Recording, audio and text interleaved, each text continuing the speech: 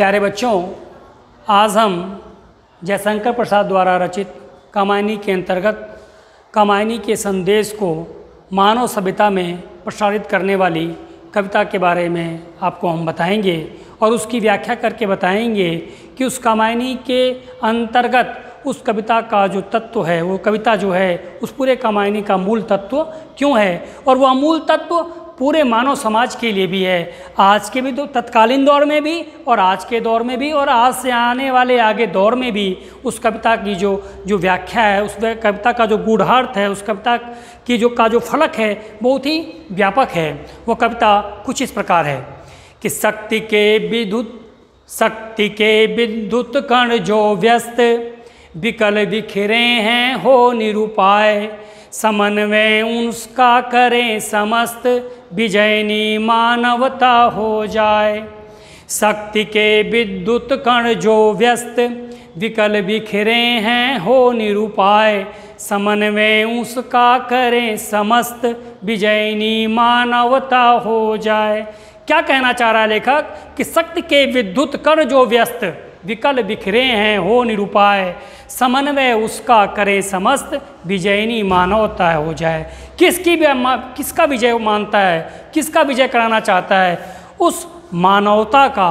और आज के इस दौर में भी जहां हम कोविड-19 के महामारी से जूझ रहे हैं, प्रत्येक सरकार की, प्रत्येक देश की, प्रत्येक जनमानस का, प्रत्येक व्यक्ति का क्या मूल कर्तव्य है? मानवता की विजय। मानवता की विजय की ही परिकल्पना है। इसीलिए लेखक कहता है कि शक्ति के विद्युत कण जो हमारे शक्ति पुंज हैं, जो हमारे मानव रूपी जो शक्ति के पुंज हैं, वो बिखरे हुए हैं। उन्हें हमें क्या करना है? एक करना है, एकाकार करना है।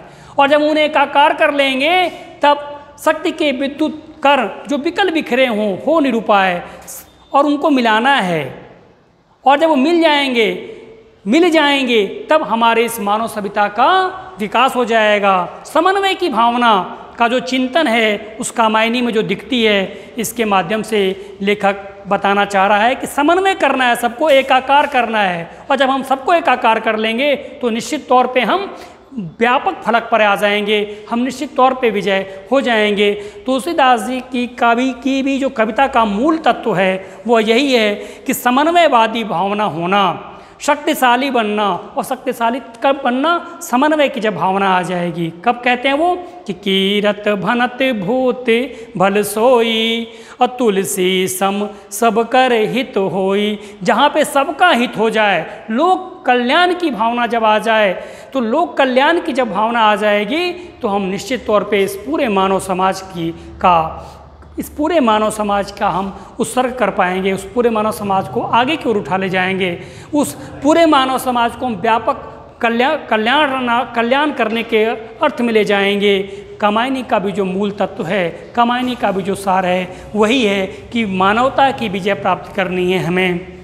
और मानवता की विजय कैसे प्राप्त कर पाएंगे? जब हम सारे संपूर्ण मानव समाज को एकाग्र कर लेंगे। श्रद्धा और मनु के माध्यम से लेखक क्या बताने का प्रयास करता है कि हम आने वाली पीढ़ियों को, आने वाली नस्लों को, आने वाली मानवीय सभ्यता को हम किस प्रकार अपना संपूर्ण दें ताकि वह उस पथ पर आकर के और निरंतर उत्तरोत्तर आगे की ओर प्रगति के पथ पर बढ़ें। और कैसे बढ़ें? एक होकर के, समन्वय करके। और हमें किसको विजय बनाना है? मानवता को विजय बनाना है, मानवीय मूल्यों को विजय बनाना है, मानवीय दुर्गुणों को आगे नहीं बढ़ाना है। मानव के अंदर जो अच्छे कार्य हैं उन्हें हमें आगे बढ़ाना है। कामायनी का भी मूल तत्व यही है। और आज के कल्याणकारी जो हमारी सरकारें हैं, चाहे वो किसी भी देश की हों, उनका भी यही कार्य है कि वह मानव के कल्याण के हित आगे कार्य करती हैं और उसी को आगे बढ़ाने का वो प्रयास करती हैं। प्यारे बच्चों, आज मैंने कामायनी के इस पद्यांश की व्याख्या आपको बताई। अगली बार जब हम मिलेंगे तो किसी और कवि की व्याख्या आपके सामने प्रस्तुत करेंगे।